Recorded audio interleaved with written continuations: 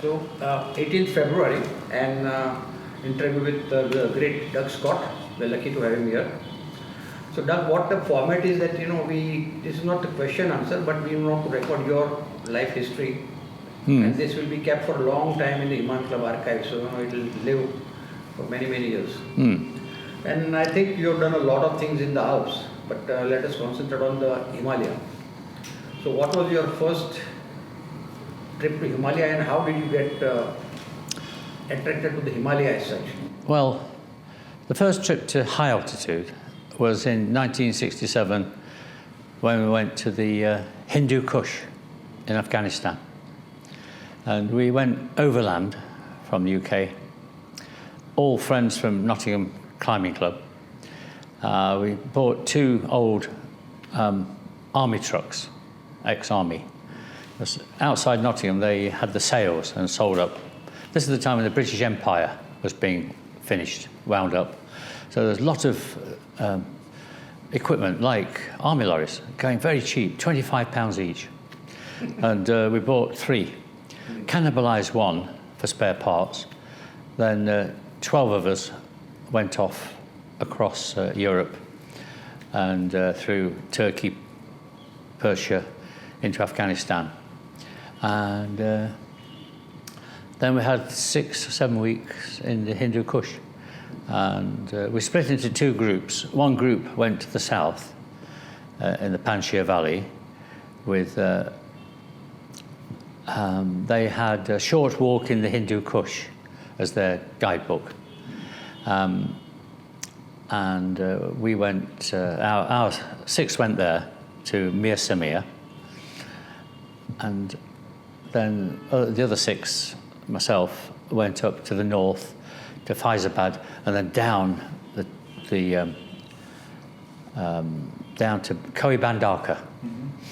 And then we climbed the south face. 2 of us went up the south face in 2 bivouacs up, 1 down. So Alpine style, new route, south face, up to 22,500 feet. And then we went off to towards Nuristan, walked south with horses. And then we climbed about 5 or 6 peaks there, new ones. So it was a really great trip.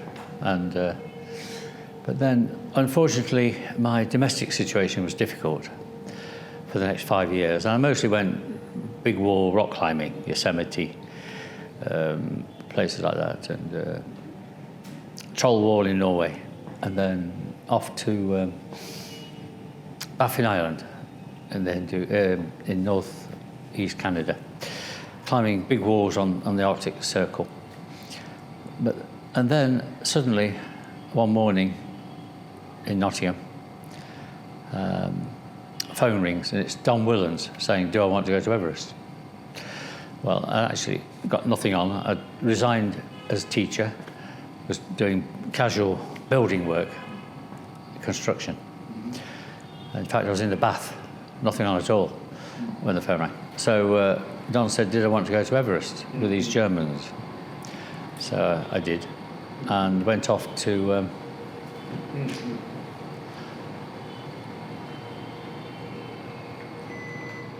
went off to Kathmandu with Don and Hamish McInnes as 3 of the British contingent with this. This was with the helicopter team? Or international team? With a German-European Everest expedition, with Herlikoffer as leader. And it was a bit of a disaster. The Sherpas had all gone on strike, not enough equipment. There was a lot of arguments between the British and the Austrians, especially. Anyway, we ended up failing quite low down. But in the autumn, I came back with Chris Bonington's first attempt at the southwest face of Everest. And we got to 27,300 feet, right up in the right-hand corner, under the rocks. Couldn't get through the rock band. It came too late. It was the 14th of November. The winds were incredibly high, screaming into Dougal, my companion's ears, Dougal Haston. And so we came down. And then... How was his climbing with Don Willems? Was he, you know him very well or knew him very well by that time? Or? Yeah, in 72 spring, I shared a tent with Don for a long time.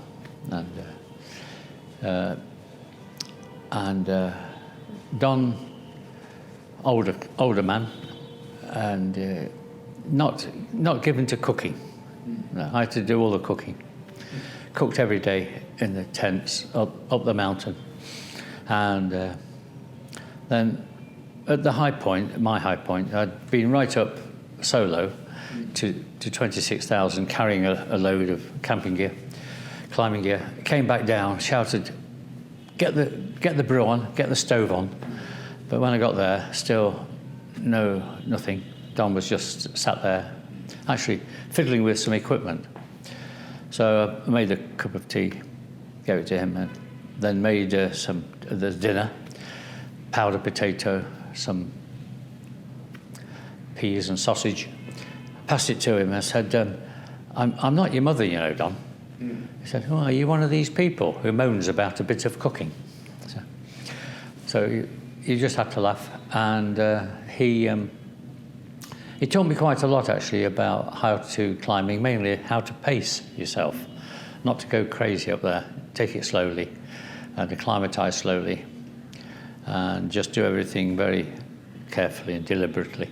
So it was a good start to have him as my mentor. Then 74 went off to Changabang. How did that come about? I mean, that was to do with... No, that was Chris Bonington and Balwant Sandhu concocted a joint Indo-British expedition, or Anglo-Indian, whichever you want to put it. And it was quite successful. A very interesting climb with the Indian lads. And Balwant's idea was that although they're very good how-to people, they hadn't had a lot of experience going alpine style and climbing, technical climbing high up.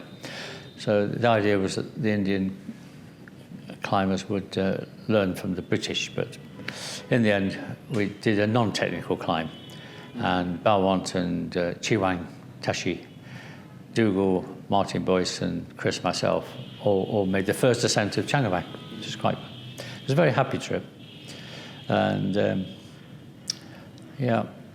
And you were getting along with all Indians very well, and it was a very happy introduction to Indian climbing. Very good, yes. And then came 75, and I actually went out to the Karakoram in the spring to try and climb a peak called Saspen Brak along the BFO Glacier. But we came too early and the snow was so deep, we were up to our chest in snow. So we didn't reach the mountain. So we turned it into a reconnaissance of the Ogre, Baintha Brak.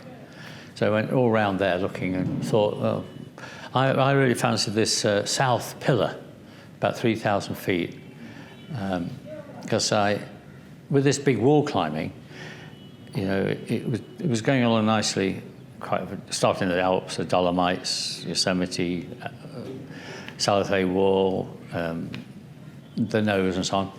Been to Baffin Island, added the extra challenge of cold, sub-zero temperatures.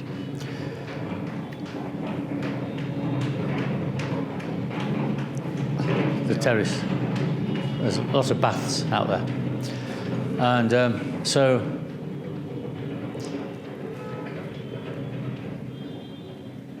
what I wanted to do was take this sort of climbing high up, add the extra challenge of high altitude. See, by then, I knew how to handle myself up to 27,000 plus, and I knew all about big wall climbing. So it was kind of second nature. I was quite interested to put the two together, to try and do big wall climbing high up. I thought I was in a good position now to do it. And maybe if I could do this 3,000 foot pillar on up to 23,000 feet, 24, then I might even have time to go and climb something like the west face of Makalu or the west face of K2. Who knows? Anyway, then after coming back from this trip to the Karakoram, I went off to Everest again with Chris Byington's his second trip. But this time we're on to the southwest face. 6 of us have been there twice before, and 3 of us have been there. So 6 of us have been there once before, and 3 of us have been twice before. So it was a strong team, and we had reasonable weather, and we had a good team of Sherpas. Chris did a good job leading it, kept everyone focused and motivated right the way through. And Tut Braithwaite and Nick Escort managed to climb through the rock band, which for the first time we tackled it from the left, from low down on the left side. And they got through more or less in a day. So suddenly we were through the rock band, Camp 6, then we went for it and made it to the top, but quite late in the evening. Didn't get to the top till 6, left at 7, and coming down in the dark, down the Hillary Step, it was head torches failed.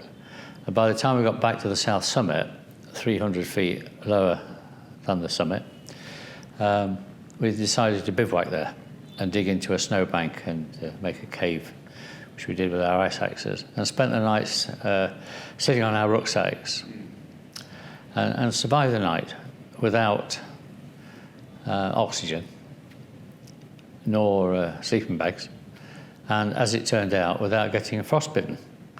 And that part of that expedition really did widen the range of what and how I would climb in the future.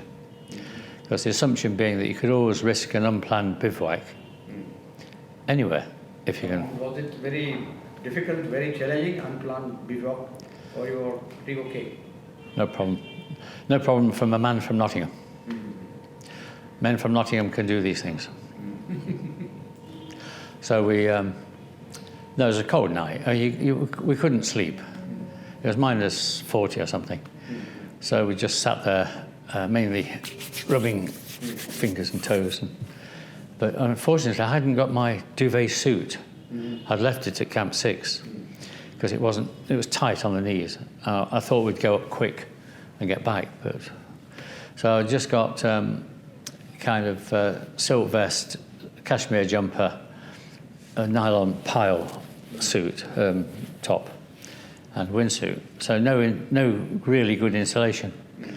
But Dougal kindly unzipped his suit and let me put my frozen toes under his armpits every now and again. So that helped. Yeah, it was a long night, but it did give me the confidence to go off and climb other peaks with less people. The thing about the Southwest Face expedition, what it showed once and for all was that if you do take enough men and materials, fixed rope and Sherpas, oxygen, and it's well led in reasonable weather with an experienced team, you can more or less guarantee doing anything. Mm-hmm. And since the hallmark of any great adventure is the degree of uncertainty as to the outcome, you can see that next time everyone's going to want to do it differently, with less men and materials, without oxygen, without... So that was a big thing for me. After spending the night there, 9 hours, only just below the summit of Everest. Without oxygen? Without oxygen. Oh. I knew I would not need oxygen again. And this is what Messner told me. He gave him the confidence to try and do Everest without him using oxygen at all. So, having noted that we'd spent the night there without any ill effects on our brains, well, not that much, he he reckoned it gave him the confidence to do it with Peter Harbler 3 years later. But yeah, so from then on, everything I did. See, if you do take oxygen, you can't go lightweight. You cannot go. You have to fix ropes, and fixed roping is the problem. It's not the oxygen itself; it's the fact you have to have fixed ropes, because it takes all the commitment out of the climbing. If you've got fixed ropes, everybody knows that if there's a storm, or you're ill, or just exhausted, you clip on and scuttle off down in complete safety. See? So where's the commitment? You really haven't left the ground because you're still tied to it. You sort of brought the ground up with you. Yeah? So to that extent, that's the problem with oxygen. I mean, I've got a real objection to taking an oxygen pill if there was one. Like people take sleepers, which I don't actually. But most climbers take sleepers like Mogadon and all that. Or even I think the Germans take Pervitin, this stimulant. But to me, there'd be no different from taking an oxygen pill, if there was one. But Yeah,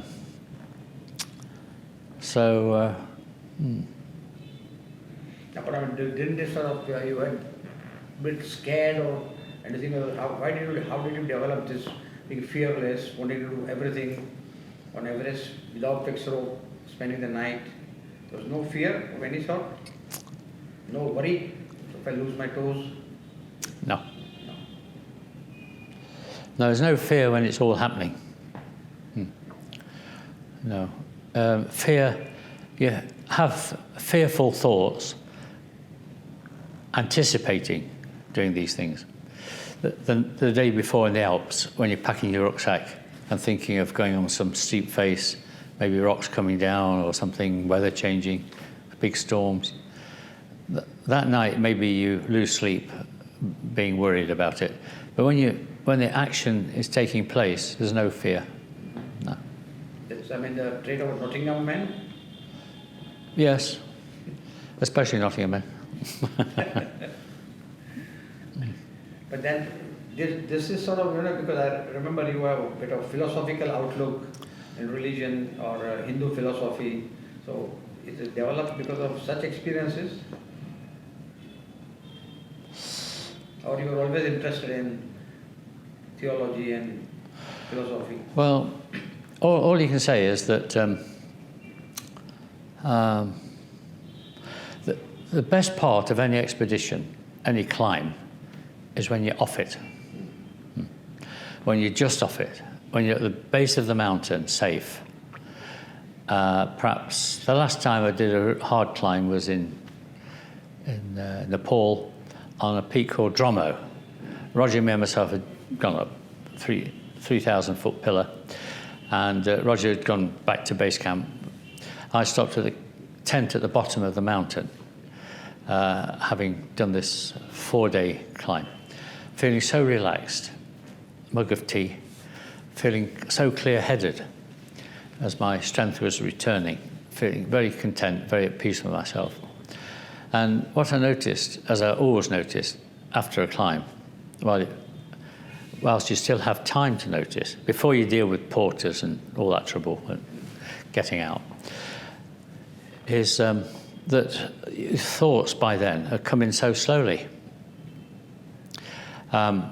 Being so focused on what you're doing for day after day, it has the effect of slowing down the internal dialogue, the eternal chatter we have with ourselves all day and every day, considering and thinking what he said, what she said, and it's all slowed right down. So thoughts still come in, like roll in from the periphery, but slow enough to pick them off. And with the recognition of the thought, it'll evaporate if you let it go, if you don't dwell on it. And then there's quite a space between that thought and the next one that comes in. And it's in the space between thoughts, it's really very, very peaceful. And that's possibly why we go back feeling more kind of in balance, at peace with ourselves. Not just because we achieved our goal, even if we didn't achieve our goal, you still feel better for that effort. And you seem to be more aware of all and everything then than usual. But is this, I mean, your natural character, or some training for this? Meditation, reading? No, you're not listening. It's because of the climb, because of being focused day after day for a long time. It has the effect of slowing down the internal dialogue. And this is the first step in all religions, if you look at it, if you analyze them. All the different paths to transcending your normal self. All climbers don't feel this, that's why. Well, possibly, I don't know. But I'm just saying this happens. If it happens to me, it can happen to anybody. That you take what is in most paths to enlightenment or knowing more, it is a requirement that you slow down your internal chatter. And you can, of course, do it sitting on the toilet if you want, or anywhere. But really, it's easier doing it for me in the mountains than having the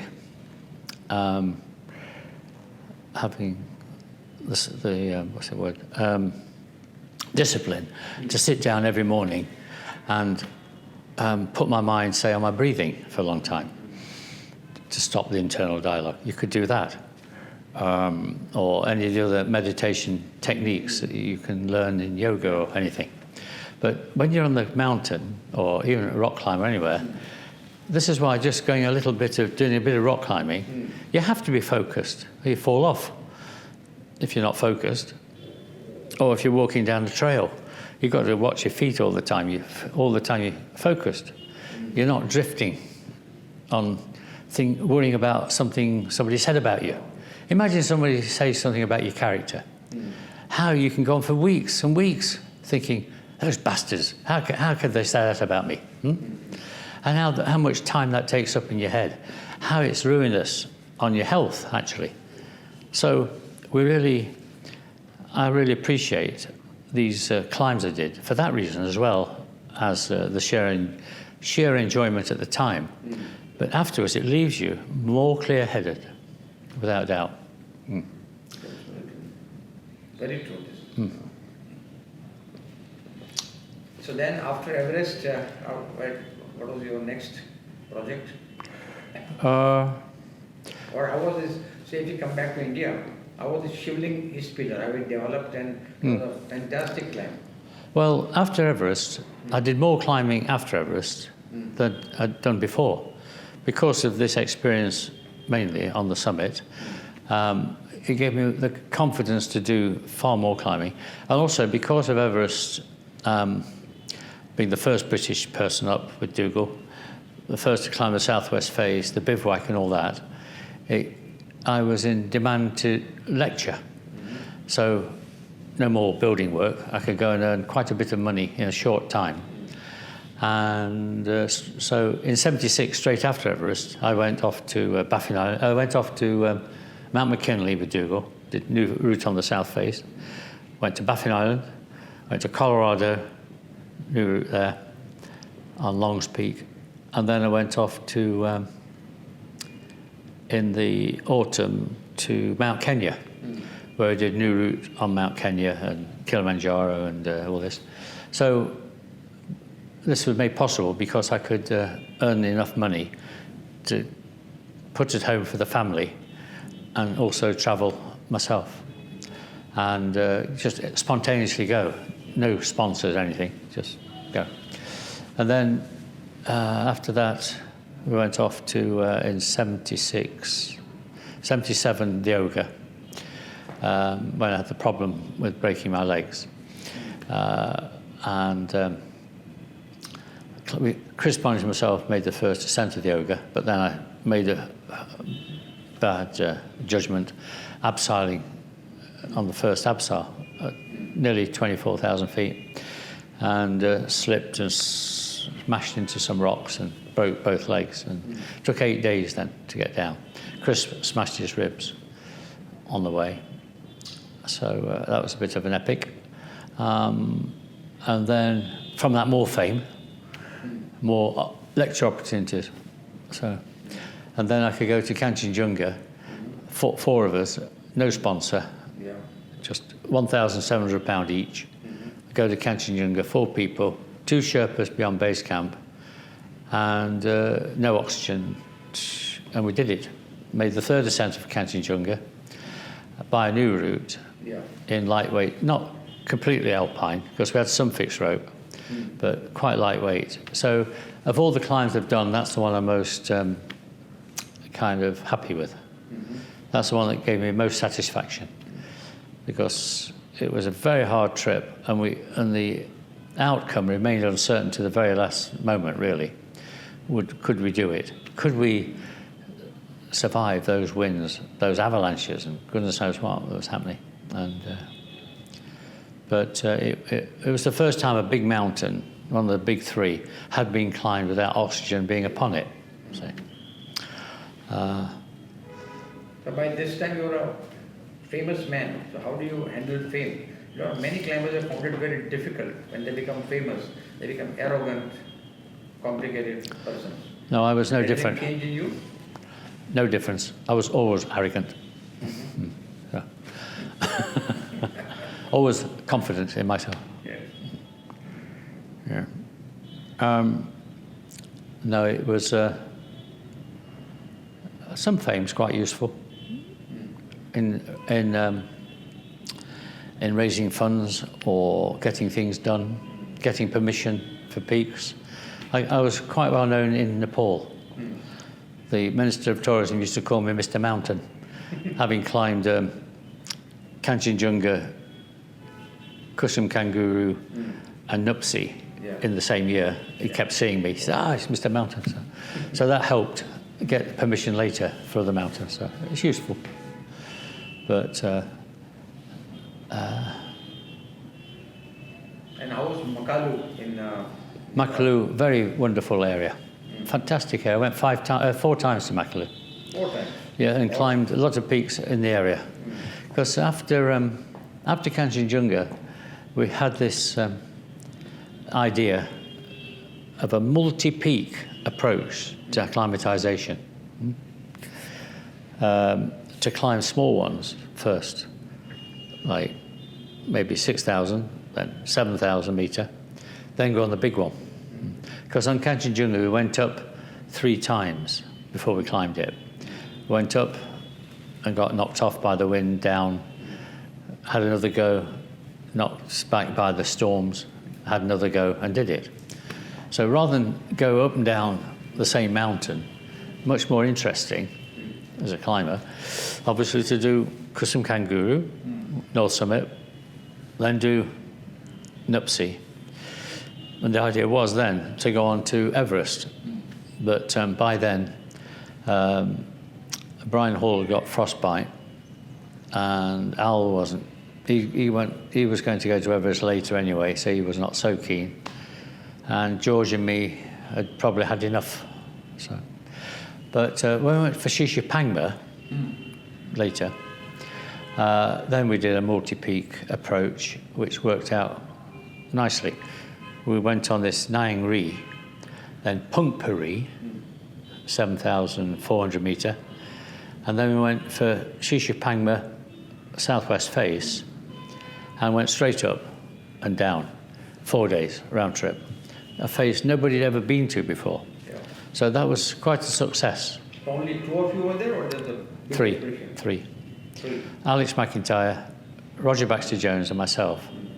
So this multi-peak approach to acclimatization really worked there and gave us some interesting climbing.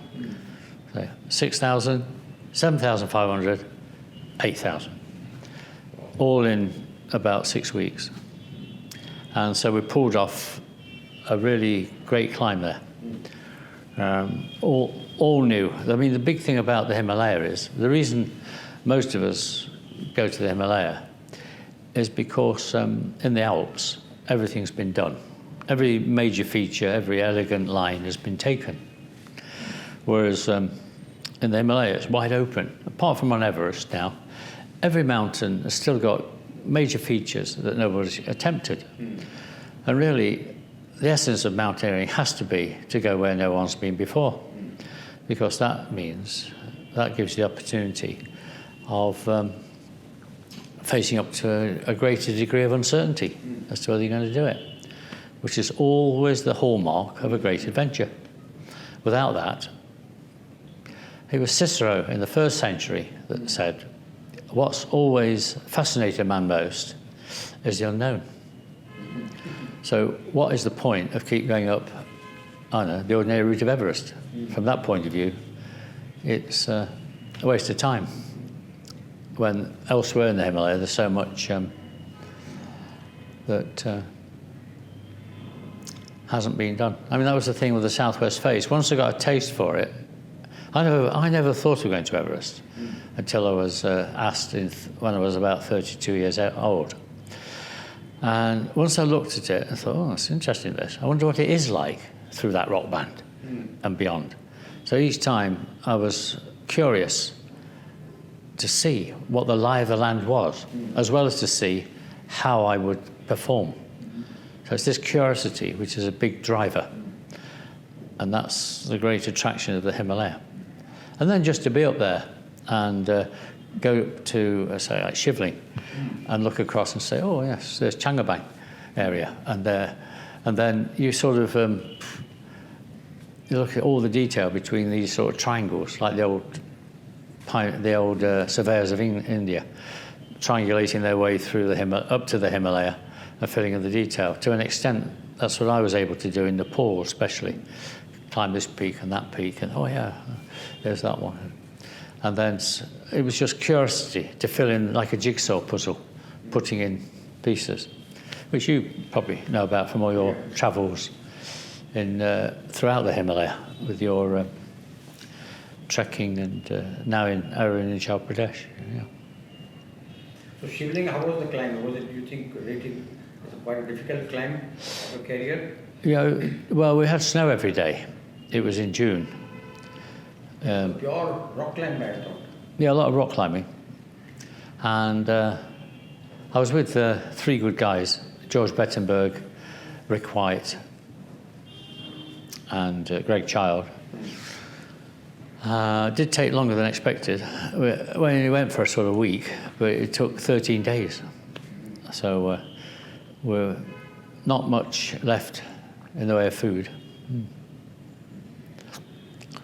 So, but it might surprise people, but once you've been on a climb for a week, the rest of your life slips away into the background. You're not really increasingly, you think less of family and friends back home. And it's just you and the next step, really. You're not thinking about your friends too much on the mountain. It's just being there, making sure every step counts. So once you've been up there a week, this has become your life. See, it's not that hard to keep going because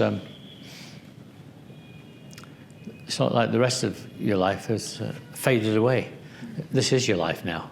So it's not that hard to keep going until you've seen the job through. If you've got enough fuel, yeah, it's really essential to have enough gas cylinders to melt snow for rehydrating.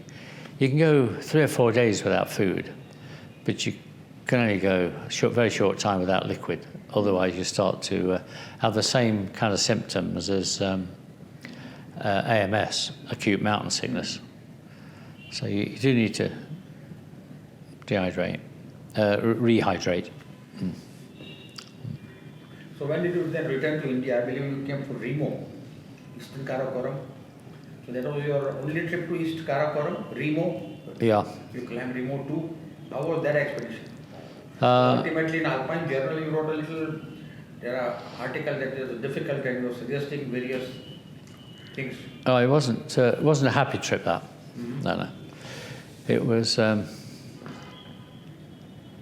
the liaison officer, that as soon as we got there, seemed to want to come home. We had no real time to acclimatise or problems with the porters who were all students from Chandigarh University. And yeah, our Western team wasn't so acclimatized. But Steve Sustad and Nick Keckers did climb Remo too.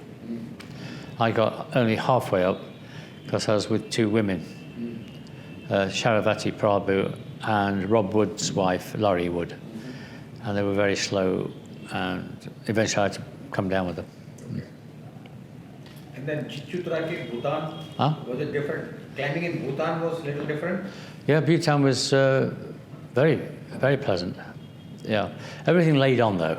All the organisation, it cost quite expensive, but they did everything for us. The authorities there, bit controlled, but it's all right. We went to Chichudraki and went up 3 days. Is it 1, 2 bivouacs? Oh. About 4-day round trip, Alpine style. Made the first ascent of the main summit. The Japanese and Austrians have been on the lower summit, but we managed to go off to the main summit for the first time in 1988, I think it was, yeah. And how does Arunachal Pradesh originate the trip? Did you sort of try to plan it, or Balwant offered you, let's go? No, I always wanted to go to Arunachal Pradesh. I thought that was the last frontier, as far as Westerners are concerned.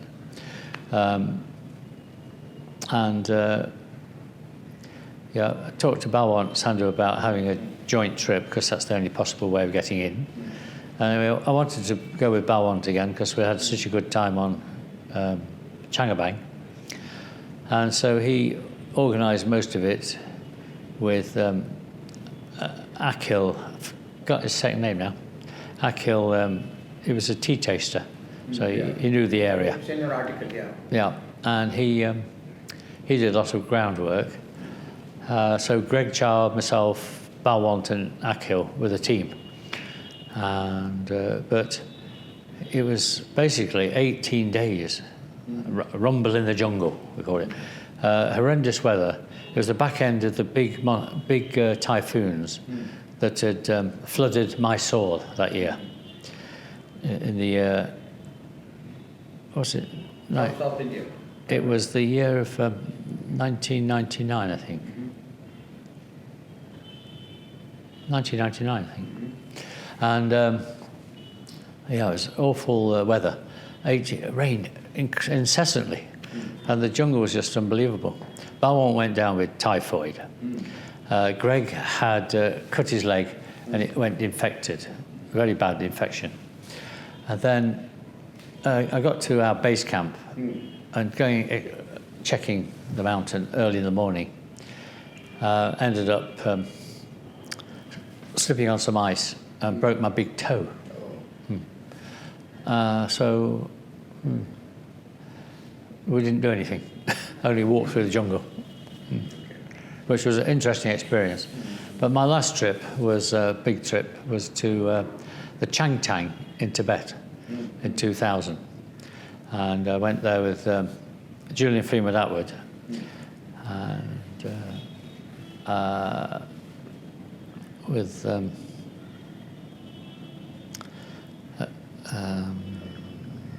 another chap, Cooper, Richard Cooper. And the three of us did climb this Targo Ri, about 22,500 feet, alpine style, so that was good. That was really interesting. So many times. You've been to K2 4 times. Yeah. And why you could not summit? What was the problem? First time, we're not doing too badly when there was an avalanche, and Nick Escort was taken down in it. I was tied to him, but I was long rope, 800 feet, and it was 5 millimeter. And Nick was in the middle of the rope. I was taking it to the end, to the West Ridge, so that it was all caught up in the avalanche. Nick in the middle, and I was suddenly off down, thinking, I'm going to be my first avalanche. See, again, when it's all happening, there's no fear. It's just curiosity or just registering thoughts. In my first avalanche. I'm going to die. Having a warm feeling about that. This is not a big problem, really, dying, in itself. And then I came down in the snow, carrying 65 pounds of climbing gear, deep enough to anchor myself, and the rope snapped. And avalanche went on with Nick in it, and he died. Pulled the rope up. It was like a horse's tail. It just broke.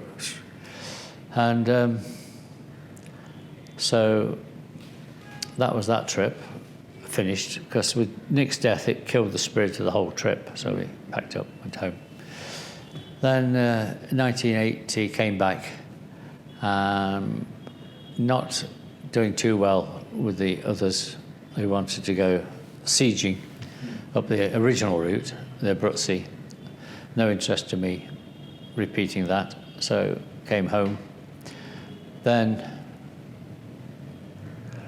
went back again. 83. 83. And we did the South Pillar, new route, up to the shoulder, when one of the four, Jean Afanasiev, got cerebral edema. Couldn't function. He was dizzy, and we had to lower him down 5,000 feet. He survived, but they came back in 87 with Americans and Australian friends, Tim McCartney-Snape and Phil Ursula. We never saw the mountain. Nobody climbed K2 in 87, just continuous storms. So never did it. Okay. So now you have worked for the community of Indian, climbing community first. You are president of the Alpine Club and those positions and awards. So what was your contribution to climbing community? What were your views on that, how they should improve, what they should do? Well, the one thing about climbing, I went to Pakistan 8 times. I must say, every trip was very enjoyable. I really enjoyed climbing in Pakistan. The authorities were very decent about everything, fair-minded and fairly competent, and not excessively expensive. In fact, of all the Himalayan countries, I found that the most reasonable from the point of view of their bureaucracy and whatnot. And so what about India? You did not find them very cooperative? Very difficult. Very difficult. And expensive. To go to Sikkim, I think it costs about £30,000 to pay the Sikkimese government, to pay IMF, to pay this, that and the other. Phenomenally expensive. Anyway, it may have changed now, but that was in 1996. And Chinese? They were not troublesome? No, it's like Bhutan, China. Oh. It's just, you know exactly what's going to happen. Oh. No surprises. Yeah. But I was going to say, in Pakistan, so we have this accident on the Oga, and the Balti are very poor people. Soils are thin, land is difficult to live. Cold winters, much colder than India and Nepal, because it's further north. And yet, I'd say the Balti are every bit as loyal, and if the chips are down, will help you out just as much as the Sherpa in Nepal. They're really great people. And so they really helped me when I broke my legs, carrying me 3 days down on a stretcher of poplar poles. And we lost a porter in another expedition to the Choctaw, to the Latok Mountains. And this porter fell into the Baldu River, washed away. And we were waiting in the village to get the police to sign a form so we can get some insurance for his family, to sign a death certificate. And when we were there in Ascoli, I discovered there was 50% child mortality. Only half the kids would get through. They're dying of enteritis and this sort of thing. And it seemed so simple to fix, to just put in clean water. So I did. I arranged for the Aga Khan rural development people to dig trenches about a metre down and put water into 17 taps around the village. And subsequently, a lot more children got past the age of 5. It was so easy to do. It's just like Victorian times in Britain, bringing in good health and hygiene, clean water.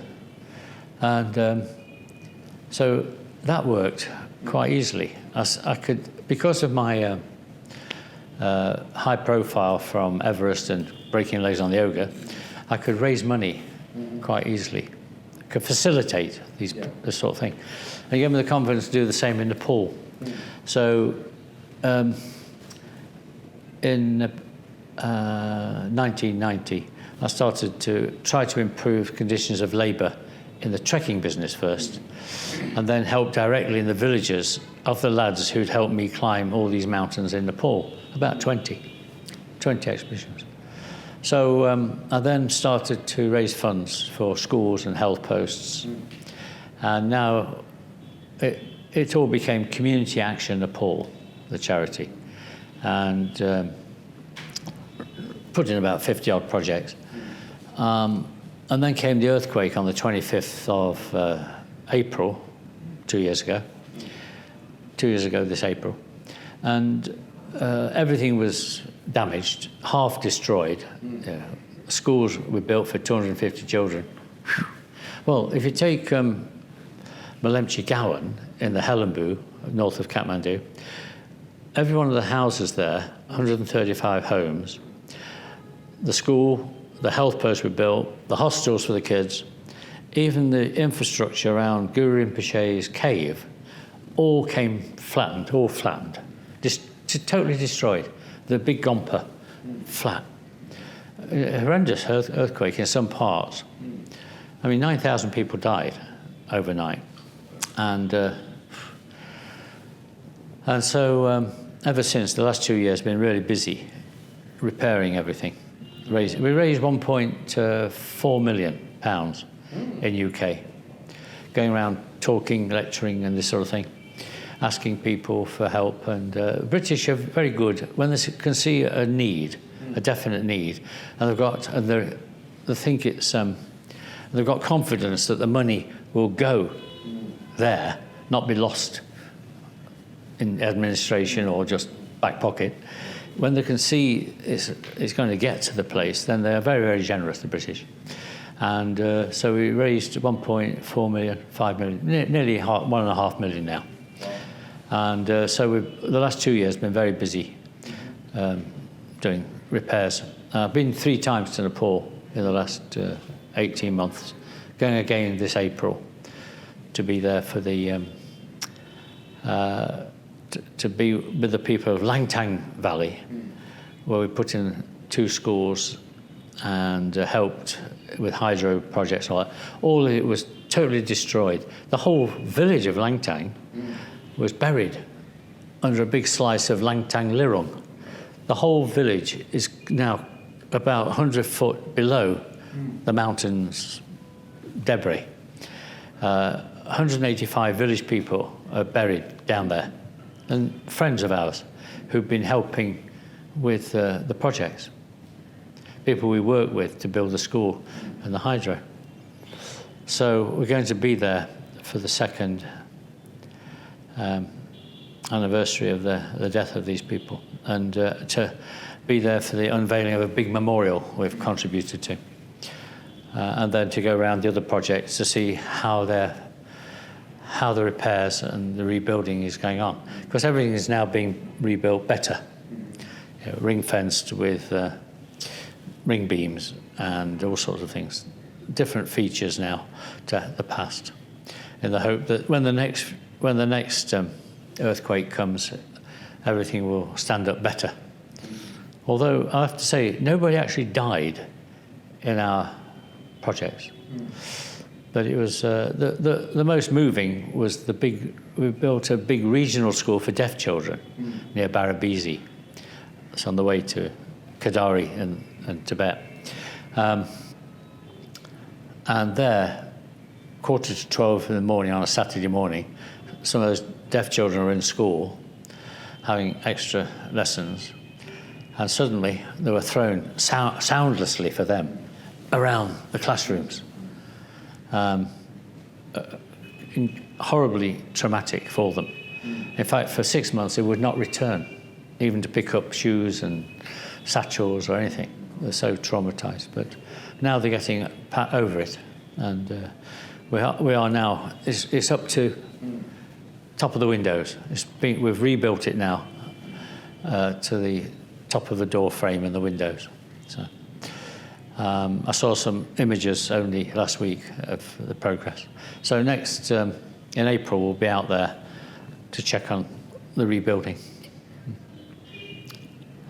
and to make sure that the money is being spent properly. That's where your organizing ability, your frame, your honesty, it all worked for the Nepali people. That's good. We've got good checks and balances. We have some very good people working for us. Marari, our general manager, has been with me since 1992 as our accountant and then treasurer, and now general office manager. He's had so many problems himself. His brother was lost in the earthquake. Only last month, his sister-in-law, young lass, suddenly died of leukemia, leaving 2 children, which he and his wife now look after. All these things happen, and his house was damaged. Their water has gone. He lives on the rim of the Kathmandu Valley.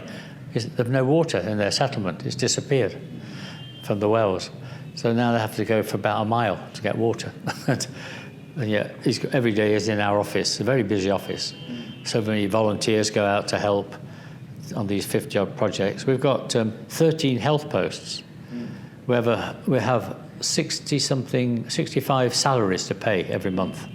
And he is organising all this. He's got his own problems, but he's. What are your views on climbing now that you're satisfied? You've done a lot of things, so anything remains to be done? Or otherwise, how would you like the future climbing community or youngsters to be guided by you? Your thoughts, philosophy? Well, if I think it'd be quite useful or advantageous if early on people going into climbing realise that what makes for a big adventure is the uncertainty as to outcome. So not too much health and safety, because it reduces the uncertainty, makes it too certain. And to go where no one's gone before is a good thing. To try and pioneer, go your own way. And then, if you do, wherever you go, try to leave no trace. Yeah. So the next person coming feels that they're there for the first time as well. Yeah. And so that would mean that when you go rock climbing, try to leave no evidence that you've been there. And definitely do not drill the rock unnecessarily. If someone's managed to do the climb without drilling, don't go and drill and put bolts in. Yeah. If it can be done without, then it should be done without. Respect the way it was first done. Any route you do follow, if you go and do someone else's climb, respect the style of that first ascensionist. Good. So now with injuries and satisfied with climbing, anything remains to be done? Or now you'll concentrate on charity work? Or how do you, next 10 years of your life, would you like to do? Well, I still go rock climbing, very easy climbs. And I still enjoy going to Nepal, walking into projects. That's hugely rewarding because I got to know the people better than the old expedition days. I was rushing in for the climb and rushing back to the family, but now I have more time to know the local people. The rural population of Nepal are just amazing people. They've got none of the amenities we have in the towns of Bombay or Nottingham or anywhere. And yet, incredibly, they're so welcoming of complete strangers, so caring of each other, and face up to all the hardships with a huge smile on the face. So, a bit different to the streets of London, say. So, I think these people can show us something. That it was the Dalai Lama who said that the basic characteristic of the human being is to care for each other. And when you go out and spend time with the Balti of Baltistan or the Sherpa people of Nepal, or not the Sherpa, but the Tamang, the Chetri, the Rai, the Limbu, any of these people, ethnic groups right up in the hills, they do show you that the natural characteristic is to look out for each other. Yeah. So that's a good reminding factor. Yeah. Okay, Doug, thank you so much. We had an excellent reviews and climbing, and you are a legend, so we are happy to get you. Yeah, thank you. Thank you.